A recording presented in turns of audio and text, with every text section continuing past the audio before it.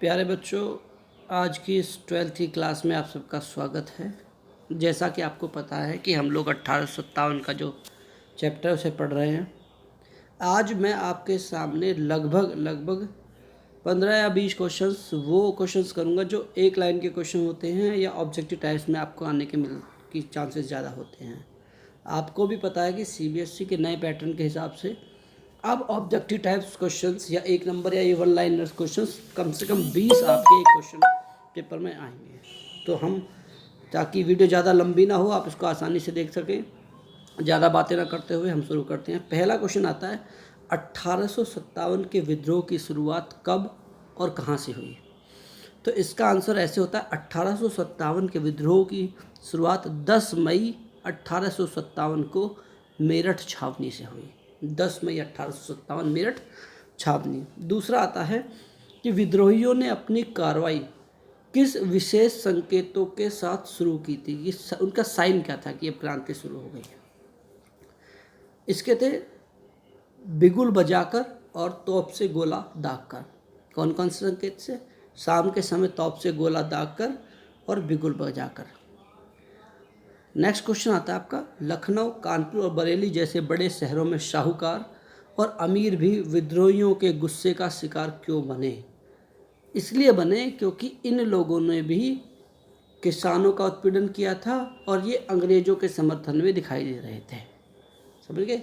क्योंकि जो बड़े लोग थे, जो साहूकार थे, जो व्यापारी वर्ग था, वो इस क्रांति में अंग्रेज़ों के फेवर में था।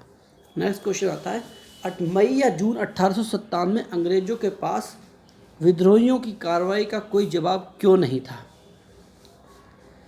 क्योंकि अंग्रेज़ अपनी ज़िंदगी और घर बार बचाने में फंसे हुए थे। एक्चुअली ये जो दौर आया एकदम से अचानक से, ये अनएक्सेप्टेड था अंग्रेज़ों को, इसकी बिल्कुल भी भनक नहीं थी, एकदम से हुआ। तो ऐसी स्थिति में उन्हें केवल अपनी ज़िंदगी बचाने का दिखाई देने लगा था। विद्रोह के दौरान अवध मिलिट्री पुलिस, कई बार क्वेश्चन आता है, विद्रोह के दौरान अवध मिलिट्री पुलिस का प्रमुख कौन था? Captain hearsay. Captain hearsay was the chief commander. Lucknow में विद्रोह की अगुवाई किसने की? बेगम हजरत महल और उनके छोटे से बेटे ब्रजेश कद्र ने। बेगम हजरत महल लखनऊ में किसने की थी? बेगम हजरत महल, उनके पुत्र ब्रजेश कद्र ने। विद्रोह में शाह महल की क्या भूमिका थी? शाह महल बड़ौत में है, ये उत्तर प्रदेश में पड़ता है। यहाँ पर ग्रामीणों को संगठित करने वाला परगना बड़ौत बना था शाह महल। विद्रोह के दौरान छोटा नागपुर इलाके में कोल आदिवासियों का नेतृत्व किसने किया? गोनू। बहुत इंपॉर्टेंट क्वेश्चन है।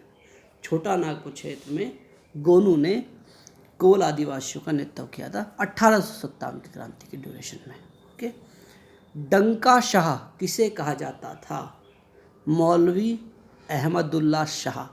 मौलवी अहमदुल्ला शाह को डंका शाह कहा जाता था। फरंगी कौन थे?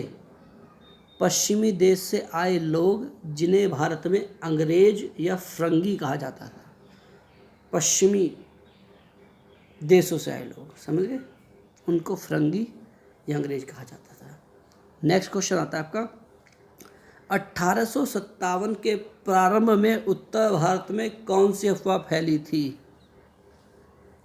उत्तर भारत में देखो, ये क्रांति दो अफवाहों पर पूरी तरह से निर्धारित रहा। एक कि जो चर्बी युक्त कारतूस आर्मी यूज़ कर रही है, उनमें गाय और पिग के जो है मांस का यूज़ किया गया है। जो उसकी जो जब उसको काटे से खोलते हैं तो उसमें जो लगा हुआ है, जो पेस्ट लगा हुआ है, उसमें इन दोनों का को यूज़ किया जा रहा है। दूसरा एक और फैक्टर था कि आटे में गाय और पिग की हड्डियों का चूर्ण पीस के मिलाया जा रहा है। ये भी एक अफवाह चली थी उस दौरान, लेकिन ज़्यादा फेमस अफवाह कारतूसों वाली रही। उसने इस स्थिति को ज़्यादा हाइपर लेवल पर बढ़ा दिया था। नेक्स्ट क्वेश्चन आता है, अवध पर सहायक संधि कब थोपी गई? 1801 में अवध में सहायक संधि थोप दी गई। एक रेजिडेंट अवध में रख दिया गया। सहायक संधि जो भी राजा स्वीकार कर लेता था, माना ये जाता था कि वो पूरी तरह से धीरे धीरे 10 साल में 20 साल में अंग्रेजों के अधीन में आ जाता था। रेजिडेंट जो नियुक्त किया जाता था सहायक संधि के दौरान, वो कौन होता था? गवर्नर जनरल का प्रतिनिधि, गवर्नर जनरल का प्रतिनिधि जो देशी रियासतों में नियुक्त किया जाता था। जो भी रियासत सहायक संधि स्वीकार कर लेती थी या अंग्रेजों से संधि कर देती थी, तो गवर्नर जनरल एक रेजिडेंट नियुक्त कर देता था। वो इतना ही पावरफुल हुआ करता था जितना कि गवर्नर जनरल हुआ करता था। वो उसका ही नॉमिनेट हुआ करता था कि this person will nominate me in the local civilization as a resident. Next question आता है, लखनऊ के नवाब वाजिद अली शाह को किस प्रकार से गद्दी से हटाया गया? कुप्रशासन। नवाब वाजिद अली शाह जो लखनऊ के थे, उनको कुप्रशासन की, वो शासन व्यवस्था को सही से नहीं चला पा रहे हैं, इसलिए उनको हटा दिया गया है। नेक्स्ट क्वेश्चन आता है, किस शहर के बारे में लिखा गया कि देह से जान जा चुकी थी, शहर की काया बेजान थी? लखनऊ। इतना कुछ लखनऊ ने 1857 के क्रांति के बाद कि उसके बारे में कहा गया कि देह से जान जा चुकी थी, शहर की काया बेजान थी। नेक्स्ट क्वेश्चन आता है आपका, अवध को बंगाल आर्मी की पोधशाला क्यों कहा जाता है? ये क्वेश्चन बहुत इंपॉर्टेंट है, बहुत। देखो यहाँ भी मैं दिखा देता हूँ आपको। अवध को बंगाल आर्मी की पोधशाला कहा जाता है, क्यों? बंगाल आर्मी के सिपाहियों में ज़्यादातर अवध से भर्ती हुआ करते थे, इसीलिए इनको पोधशाला कहा जाता था। ज़्यादा नंबर ऑफ सोल्जर्स में, maximum number of soldiers Awadh से आते थे। नेक्स्ट क्वेश्चन आता है आपका, रिलीफ ऑफ लखनऊ क्या है? रिलीफ ऑफ लखनऊ 1859 को टॉम्स जॉन्स बार्कर, कौन? टॉम्स जॉन बार्कर ने एक पेंटिंग बनाई थी। It was completely based on Lucknow. खूब लड़ी मर्दानी वो तो झांसी वाली रानी थी। खूब लड़ी मर्दानी वो तो झांसी वाली रानी थी। ये पोयम किसने लिखी? सुभद्रा कुमारी चौहान। किसने लिखी? सुभद्रा कुमारी चौहान। तो आज की इस वीडियो में हमने 18 क्वेश्चंस को सॉल्व किया है।